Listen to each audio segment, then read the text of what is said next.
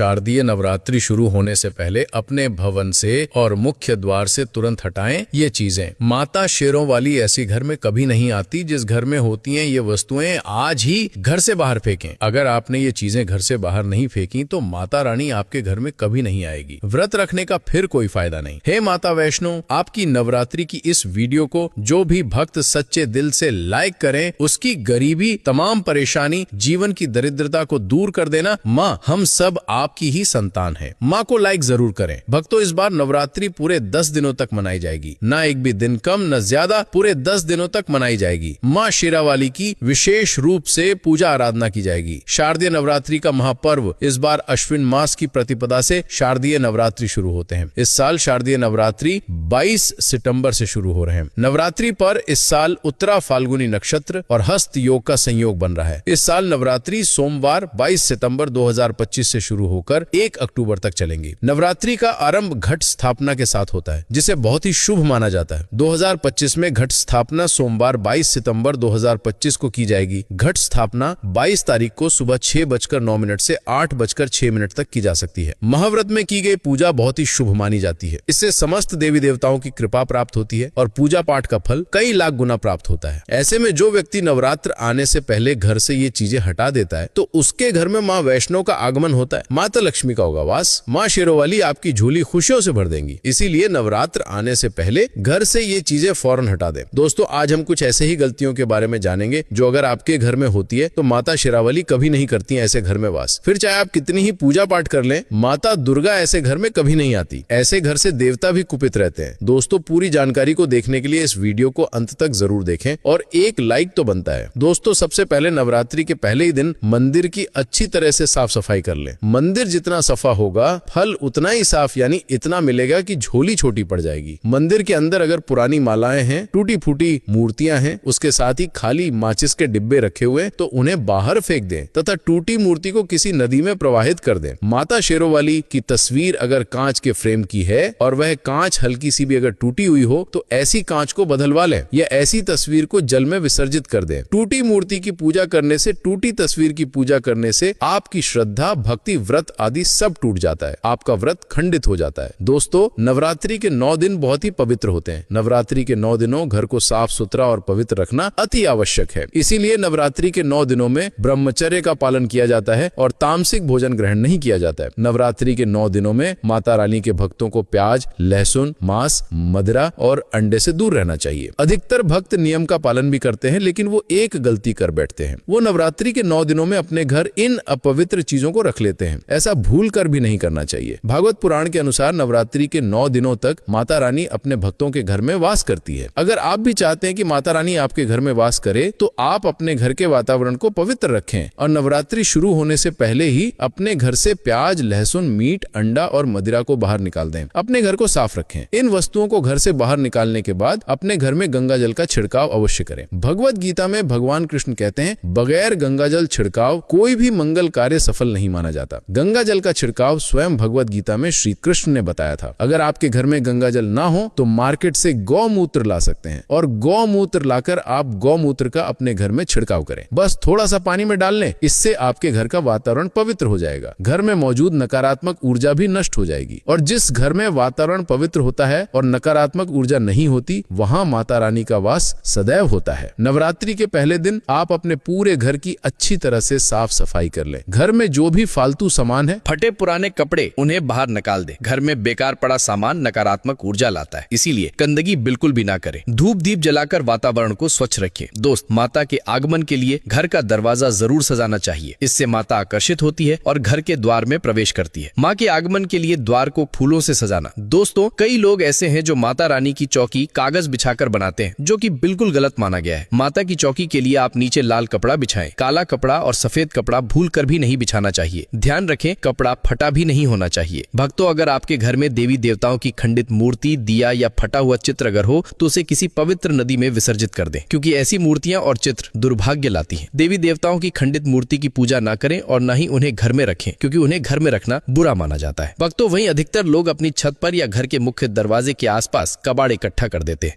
ऐसा करना अशुभ माना जाता है। अगर आपने भी अपने घर में घर के मुख्य दरवाजे पर या छत पर या फिर खासकर घर की उत्तर दिशा में कबाड़ इकट्ठा कर दिया है तो नवरात्रि शुरू होने से पहले उस कबाड़ को घर से अवश्य ही निकाल दें। भक्तों, यदि आपके घर कोई भी बंद घड़ी है तो नवरात्रि शुरू होने से पहले उसे अपने घर से हटा दे और नई घड़ी ले आए या उसकी मरम्मत करवा ले। घड़ी को प्रगति का प्रतीक माना जाता है। बंद घड़ी समय से पीछे चलने वाली हमारी प्रगति में बाधा डालती है, इसीलिए नवरात्रि शुरू होने से पहले ही आप बंद घड़ी को घर से बाहर निकाल दें। दोस्तों, अगर आपके घर के मंदिर में किसी भी तरह का कोई फालतू सामान रखा है, जैसे कि सड़े गले फूल, अगरबत्ती, धूप बत्ती के डिब्बे या माचिस आदि के डिब्बे या कोई भी खाली पैकेट मंदिर में ना रखे, या फिर कोई फटी पुरानी धार्मिक पुस्तक या भगवान के कोई भी पुराने कपड़े जो खज गए हैं या मुकुट माला जो खराब हो गई है, तो उन्हें आप जितना जल्दी हो सके अपने मंदिर से हटा दीजिए। नवरात्रि से पहले आप अपने मंदिर की और मंदिर के आसपास की साफ सफाई अवश्य ही करें, तभी माता रानी की चौकी स्थापित करें। इसके साथ ही आप अपने धन रखने के स्थान की सफाई भी अवश्य करें, क्योंकि नवरात्रि के दौरान मां लक्ष्मी भी घर प्रवेश करती हैं। धन रखने के स्थान पर किसी भी तरह का कोई भी फालतू सामान, टूटा हुआ सामान ना रखें। धन रखने के स्थान को मंदिर की तरह ही साफ रखें। नवरात्रि के दौरान माता रानी की पूजा में कौड़ियों को शामिल करें। माता रानी के साथ साथ रोजाना कौड़ी का भी पूजन करें। इसके बाद कौड़ी को धन रखने के स्थान पर रख दें। ऐसा करने से बरकत हमेशा होती है। अगर आपके पास पुराने जूते चप्पल इकट्ठे हो गए तो नवरात्रि से पहले उन्हें घर से बाहर निकाल दें। पुराने जूते चप्पल की अशुभता के कारण ही घर में नकारात्मक ऊर्जा आती है और घर में अशांति और कलह का माहौल रहता है। नवरात्रि आने से पहले घर से निकालना न भूलें। अगर जिस घर में ज्यादा होता है उस घर में माता रानी का भी वास नहीं करती। साथ ही साथ टूटे फूटे बर्तन अगर घर में पड़े हैं या टूटा हुआ आईना भी अगर घर में हो तो उसे भी निकाल दीजिए। घर में टूटे फूटे ईंट पत्थर भी नहीं रखना चाहिए, इससे माता लक्ष्मी नाराज हो जाती है। अब हम जानते हैं नवरात्रों के दौरान क्या नहीं खाना चाहिए और क्यों नहीं पीना चाहिए और कौन सा फल खाने से व्रत संपूर्ण और सफल हो जाता है।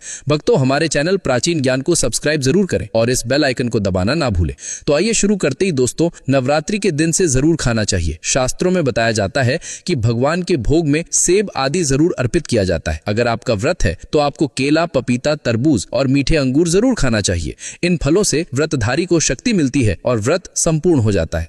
शास्त्रों में बताया जाता है कि नवरात्रों के दिनों में सीता फल जरूर खाना चाहिए। सीता फल खाने से 10 ऐसी बीमारियां हैं जो खत्म हो जाती हैं। माना जाता है कि नवरात्रों के दिनों में सीता फल का घर में प्रवेश होना बड़ा ही शुभ माना गया है। सीताफल खाने से नवरात्रि का व्रत सफल हो जाता है, क्योंकि इसमें माता सीता का आशीर्वाद मिला हुआ होता है। नवरात्रि के दौरान सीताफल खाता उसे दुखों का सामना नहीं करना पड़ता। सीताफल आपको जरूर खाना चाहिए। भक्तों, नवरात्रि के 9 दिन शक्तिमान दुर्गा को समर्पित होते हैं। नवरात्रि के 9 दिन माता रानी के 9 अलग अलग स्वरूपों का पूजन किया जाता है। नवरात्रि के 9 दिनों में माता रानी को अलग अलग स्वरूप के हिसाब से अलग अलग भोग अर्पित किए जाते हैं। लेकिन क्या आप जानते हैं कुछ ऐसी वस्तुएं जिन्हें नवरात्रि के दौरान भूल कर भी माता रानी को अर्पित नहीं करना चाहिए। अगर इन वस्तुओं को आप गलती से भी माता रानी को अर्पित कर देते हैं तो आपको व्रत और पूजन का पूर्ण लाभ नहीं होगा। इसीलिए माता रानी की कृपा प्राप्त करने के लिए आपको यह जानना अति आवश्यक है कि वह कौन सी ऐसी वस्तु है जो माता रानी के पूजन में भूल कर भी इस्तेमाल नहीं करना चाहिए। तो आइए माँ का जयकारा लगाते हुए वीडियो को शुरू करते हैं। भक्तों, नंबर 1, नवरात्रि के दौरान शादीशुदा महिलाओं को सफेद कपड़े पहनकर पूजा पाठ नहीं करना चाहिए। साथ ही साथ काले कपड़े भी नहीं पहनना चाहिए। इससे पूजा व्रत आदि खंडित हो जाती है। माता की चौकी जब आप लगाए तो उसके नीचे कागज नहीं लगाना चाहिए। माता की चौकी हमेशा लाल कपड़ा बिछाकर ही बनाना चाहिए। हमेशा याद रहे, नवरात्रों के इन 9 दिनों तक व्रतधारी को अपना आसन चौकी के आगे ही लगाना चाहिए और मंदिर को नवरात्रों के दौरान अकेला नहीं छोड़ा जाता। बहुत ही अशुभ माना जाता है। इससे दुर्गा माता नाराज हो जाती हैं और हमेशा के लिए चली जाती हैं। भक्तों, नंबर 2, नारियल। हिंदू धर्म में नारियल को समृद्धि, धन, श्रद्धा और सम्मान का सूचक माना जाता है। नारियल को श्रीफल भी कहा जाता है। नारियल को सुख समृद्धि में वृद्धि करने वाला माना जाता है। नारियल का हर मांगलिक कार्य में विशेष महत्व होता है। जैसे कि आप सभी जानते हैं कि माता रानी के कई मंदिरों में नारियल से बलि भी दी जाती है और माता रानी के पूजन में नारियल का इस्तेमाल हम सभी करते हैं। खासकर कलश की स्थापना नारियल रखकर ही की जाती है। माता रानी के पूजन में हम नारियल इस्तेमाल करते समय कुछ गलतियां कर बैठते हैं। भक्तों, नारियल कई प्रकार के होते हैं। एक हरा, दूसरा सूखा, जिसके अंदर पानी होता है। जिस नारियल के अंदर पानी होता है, माता रानी के पूजन में सदैव पानी वाला और जटा वाला नारियल ही इस्तेमाल करें। नारियल का पूर्ण होना चाहिए। नारियल चटका हुआ या टूटा हुआ नहीं होना चाहिए, क्योंकि साबुत नारियल ही पूर्ण और पवित्रता का प्रतीक होता है। साबुत नारियल ही सुख समृद्धि का प्रतीक होता है। साबुत नारियल को ही श्रीफल यानी कि माँ लक्ष्मी का फल कहा जाता है। नवरात्रि में माता रानी के कलश की स्थापना करते समय जटा वाला यानी पानी वाला नारियल ही कलश पर स्थापित करना चाहिए। साथ ही ये ध्यान रखना चाहिए कि नारियल को सदैव कलश के ऊपर लेटा कर रखना चाहिए। घट स्थापना करते समय कभी भी नारियल को खड़ा करके नहीं रखा जाता।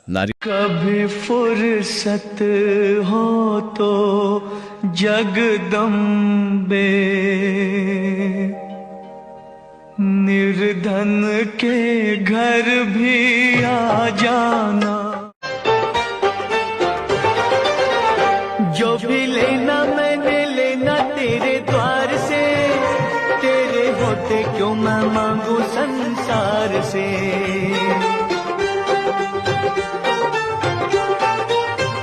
जो भी लेना मैंने लेना तेरे द्वार। कहाँ पे कमी है मैया किस बात की,